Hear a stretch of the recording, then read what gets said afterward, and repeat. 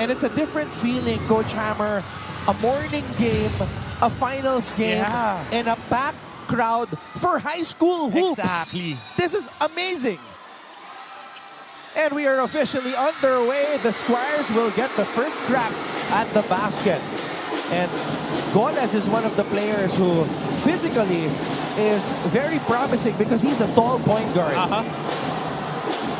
Hugo has the basketball. Pinasa sa labas. Triple is up and in.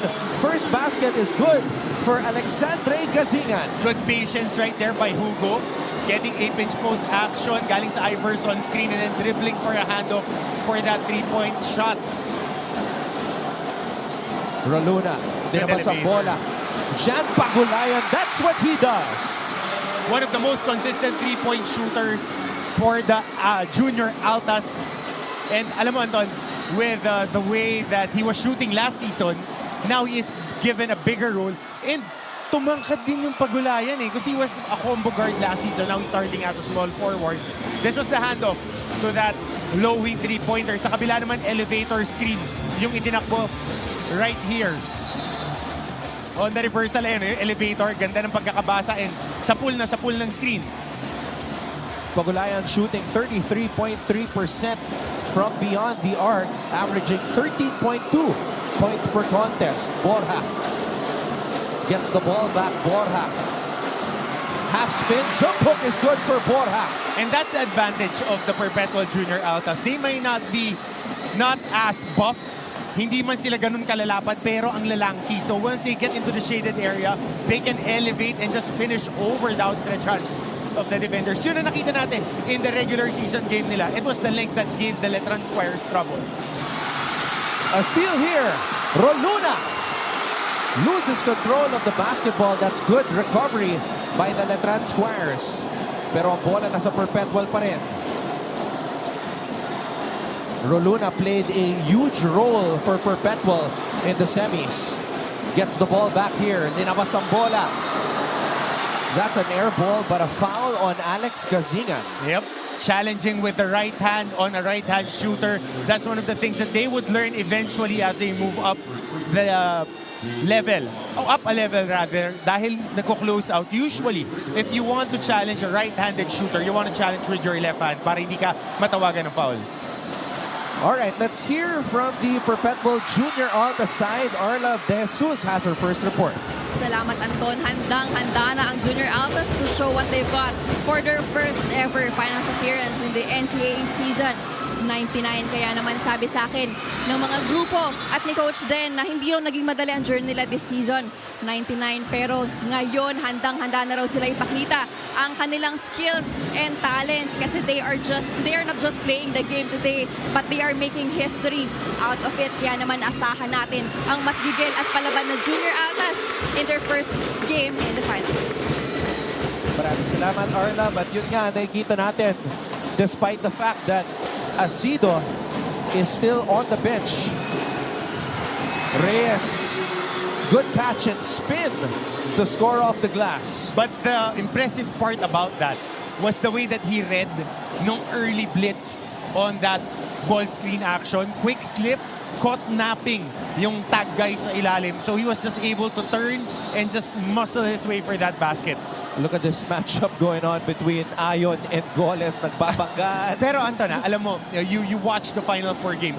Pag hindi ka nagre-react with the antics of the Letran Squires, naiilang din sila eh. Ayon looks like he has been in the gym also. Kasama mo? Kasama mo buwan?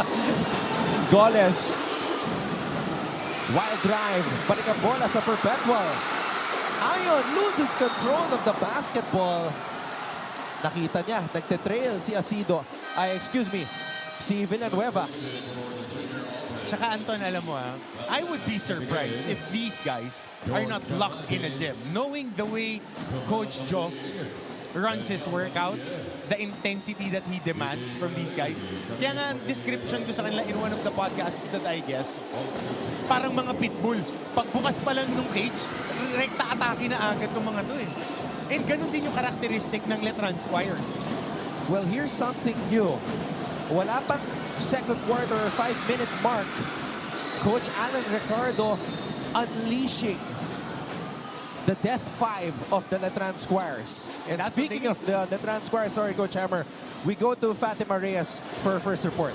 Anton and Coach Hammer, exactly this time last year, the Letran Squires played their junior basketball championship, and today they are in a familiar territory. But as what Coach Alan Ricardo shared with me, they are the underdogs in this time. Mabigat daw na kupunan ang Junior Altas, kaya naman tatlong bagay daw ang tinabaho nila. Ito ay ang kanilang endurance, agility, at quickness. Ang tonong elimination round kontra Junior Altas, dalawa pala sa players ni Coach Allen ang may iniinda. At ito ay sina Cyrex Silorio na may knee sprain at George Diamante na masama ang pakiramdam. But today, all of them are in their 100% and promise to play like there's no tomorrow. Will March 16 be another special day for the Squires? Let's all wait and see. Anton and Coach Hammer. So Cyrex Silorio in that elimination round game that Fatima just mentioned only played 7 minutes. Diamante was not feeling well but played 18 minutes. So even though they were less than 100%, Coach Hammer, they only lost by 6 points. Pero Anton, kasi ako as a coach, pagka nakabihis ka, tas nag-warm up ka, expected ko 100% kayo. No excuses. And knowing Coach Allen, ganyan din yan. Silorio at the free throw line.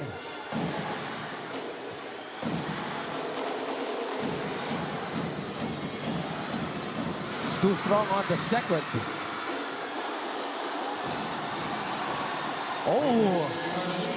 Manalili able to sneak one up and in. Blindside na agawan dahil nahawakan niya yung rebound.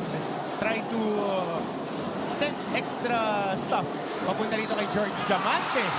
Wow!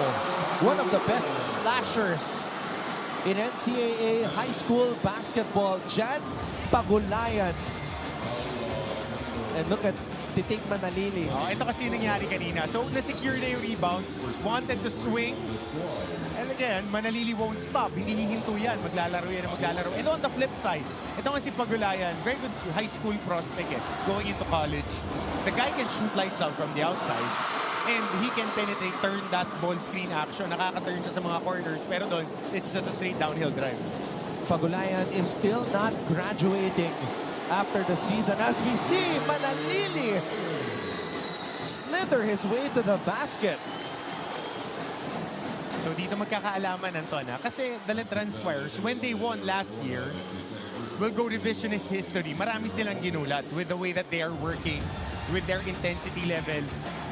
Yun yung nakagulat sa mga kalaban nila. Ito naman yung ball over na yun ni Manalili. Veterano na maglaro talaga. Hinog na to. Was like a parting of the Red Sea for Jonathan Moses. Titig Manalili. Wala namang hinagis na stick na. Alam mo, nanonood ako ng Flying House sa Superbook, Silorio off the glass. Masyadong malakas. Diamante. Found Eto. Silorio. And one of the hardest working players in all of high school basketball here in the Philippines, Diamante, putting it back up and in. Yan naman talaga kasi yung kanyang puhunan. Sa mga panalay pa lang sa South, ganyan na maglaro yan. And now given an opportunity to showcase himself on back-to-back years para dito sa Letran Squires. Yun talaga siya, 4 effort player, will get extra possessions. And just saved it, but to the wrong man. Roluna missing. Asido is now in for the first time. Asido and dive. What a combo. 3-on-1 situation though for Letran. Baliling. That was already a near turnover. Manalili with a steal. And Titig Manalili has caught fire here in the first quarter. And ito na yung mini mayhem style defense ni Coach Allen. Forcing turnovers, that's what he wants. They want up-tempo basketball. And parehas tong team na to, na ganyan yung gusto na tema. Maraming possessions, maraming turnovers, maraming turnover points. We'll take a break. Back with more of Game 1 of the NCAA Juniors Basketball Finals after a few.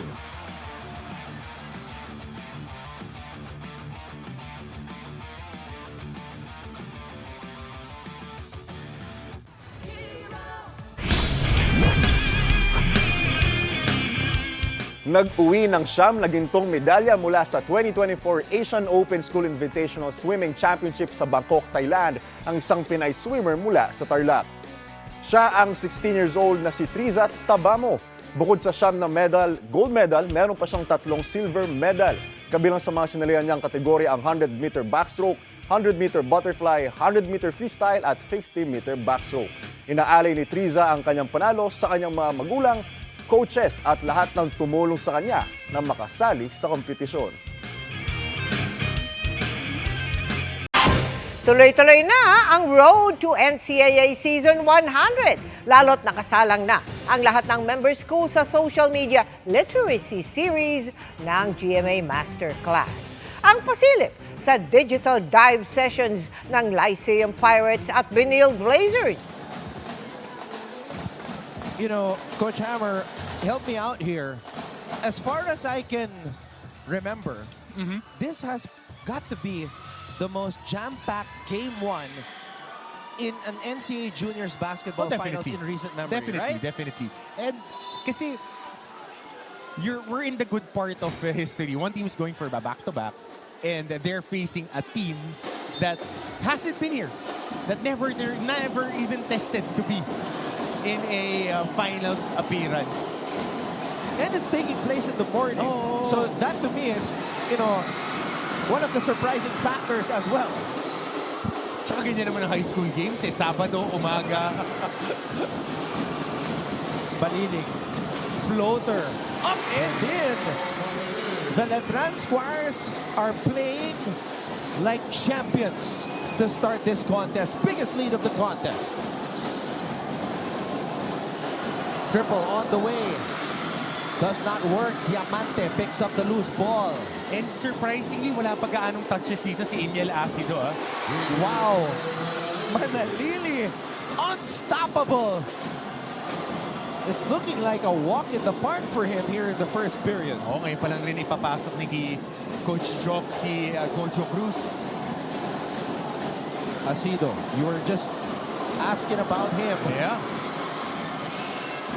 Airballs that triple. Manalili. Oh my God. Oh my goodness. Flex on them, young man.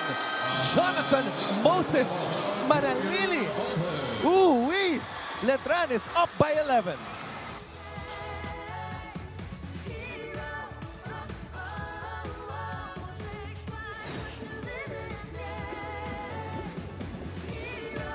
Remember when the Philippines won its first Olympic gold medal in 2020? That was also the first time the Philippine national anthem was played on the Olympic podium after trying for nearly 100 years since our first stint in 1924. This is all when Heidelin Diaz Naranjo, or better known as Heidelin Diaz, won the first gold medal for the Philippines in the 2020 Summer Olympics in Tokyo. Matagumpay na nakamit ni Heidelin ang ginto sa 55kg category in women's weightlifting. Pero alam niyo rin ba na she also set an Olympic record of 224 kilograms combined weight in 2 successful lifts? Pero hindi naging madali ang kapalaran ni Heidelin patungong Olympics. Nagmula siya sa simpleng pamumuhay sa Zamboanga City kung saan nahasa rin ang kanyang galing bilang isang weightlifter. She first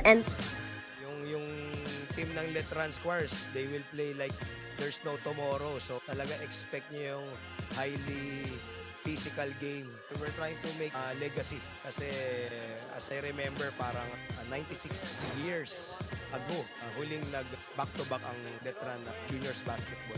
So we're looking forward to this year. Coach Alan Ricardo knows his history. Yep. And alam mo si Coach Allen, die-hard Letranite talaga to eh. And ganda na sinabi niya that they're trying to really play like it's their last game. Especially for kids who are graduating. Yung iba kasi minsan hindi na makakalaro ng college. So this would be the highlight of their basketball careers. Gojo Cruz hangs in the air. Could not finish, and here come the Squires. Padilla with a spin. Padilla too strong off the glass. At babalik ang bola sa Junior Altas. Acido, can he find the bottom of the net? Instead finds nothing but air. And mukhang shell-shock dito si Emil to start off this game dahil he was not expecting the amount of defenders that would be coming at him. At iba-iba, nagsuswitch every possession. Yun yung nakakatakot sa kanya. Silorio, high-low play. Diamante against Asido. Difficult pass na agaw ni Daep. Pagulayan. Oh, that's back-to-back dangerous passes, Coach Hammer. And a lot of their turnovers, gigil eh. Meron nang nauuna, tapos ipapasa nila ng masyadong malakas. Walang tao sa corner. Nahahanapin nila yung corner shot. So they just need to settle in. Running the same play. And they're trying to key in on Emil Asido. Trying to tire him out. Goho Cruz, difficult pass. Babalik ang bola kay Padilla. Yung larong championship, Brad. Ang diin ng simula dito ng Letran Knights and nakikita, ng Letran Squares rather, and nakikita mo it's the emotion that fuels them. They love playing through a crowd and they love the intensity that both these crowds are bringing dito sa larong to, and they're fueled by it. Oh, Manalili didn't even challenge that shot, but didn't fall. Errant pass by Diamante. Naagaw ni Goho Cruz. Cruz. Wow! What a move! Showtime on the break. Magic shot eh. Di ba? Yung mga pagka-coach ka sa'yo, budget, good shot. And a shoot eh. But he has been doing that throughout the season. And he has been given the keys to that second group. If I'm not mistaken, top 24 player to nationally when it comes to rankings in NBTC. Silorio. That's his best shot. Little bit short. Manalili trying to steal it back. Here comes the Letran Squares captain. Titing Manalili with a Pinoy step, finishing with the reverse. Ganda pa ng gamit sa Pectus. On the other end though, great tip pass by Asido to his good friend LeBron James Daep. And two of the guys that really need to step up. Tingin ko ito nga yung big three talaga nila. Itong Asido, Daep, and Pagulayan. With Coach Joe Cruz, apat eh. Yan yung apat na yan talaga yung focal point nitong programa na to ni Coach Joe. Man, I am so amazed by this guy right here, Mark Goho Cruz. And of course, on the other side, the captain of the Letran Squares, but Goho Cruz with some excellent skills. But right here, Jonathan Moses Titing Manalili with a little razzmatazz, hopskiddly doop. 12 puntos. Maayong ugma sa tanan sa Cebu. Maraming nakatanaw sa dula natin ngayon, Anton, dahil maraming players galing sa South talaga. So, a lot of these guys, now, ngayon lang natin nakikilala, but literally, kilala yan sa mga panalay dun. Paliling, corner 3. It's perpetual basketball.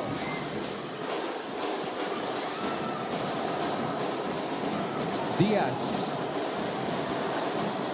Asuncion. Goho Cruz on the move. Throws it to the corner. And finally, Perpetual finding the bottom of the net. And that's what they're trying to really key in. Throughout the season, they're one of the better shooting, three-point shooting teams, especially on the drive-in kicks and yung mga initiation nila na merong multiple screens. Dive with the board. Ito na ang Junior Altas, tumatakbo. Goho Cruz, his version of the Pinoy step. And he's able to draw a foul. And both teams not letting off the throttle dito. Very, athletic tong mga teams ng Perpetual. Even in the seniors, even in the women's volleyball, which is upcoming. Talagang yun yung naging trademark nila, no? For the past few years that I've been watching them. I got a question for you. Sa mga basketball camp mo, kung saan tinuturuan mo yung mga bata, tinuturuan mo na ba yung Pinoy step? Well, usually kasi sila mas sanay. Alam mo ko, Anthony, I'm more of the fundamentals guy. Pero nai-integrate na rin eh. But if you ask me if I would do it, of course, it's not part of my skill set, but I can teach it. Nakita mo naman doon sa mga ilang player ko na yan yung ginagawa rin. But again, it's a different skill set, different generation yung mga players. Yung dexterity nila when it comes to their body movements, it's amazing.